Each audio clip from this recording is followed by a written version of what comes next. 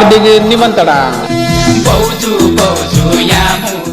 घोषणा सभाको निमन्त्रणा। अन्याय विरुद्धको एउटै आवाज, एकता जागरण र समानता हाम्रो अभियान, हाम्रो पहिचान।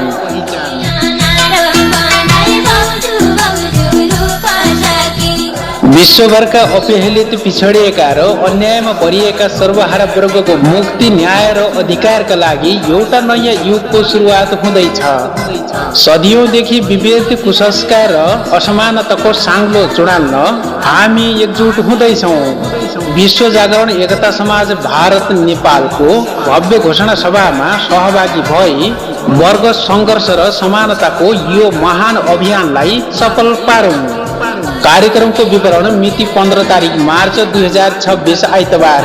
स्थान गणपति मैरिज गार्डन, मुरलीपुरा, जयपुर, राजस्थान, भारत। मुख्य उद्देश्य श्रमजीवी वर्गको हक, हित, समानता र सामाजिक न्यायको उद्घोष, सांस्कृतिक प्रस्तुति, जागरणका स्वरहरू, क्रान्तिकारी आवाज र एउटा गायन मार्फत जागरण फैलाउन उपस्थित हुँदैछन् प्रख्यात कलाकारहरू।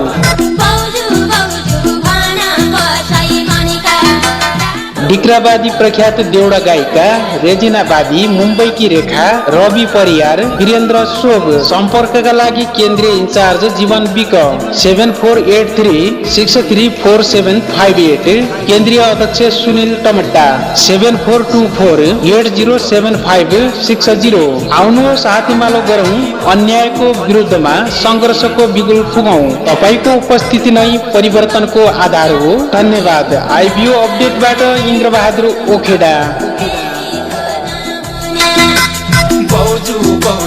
एक वतन बोली।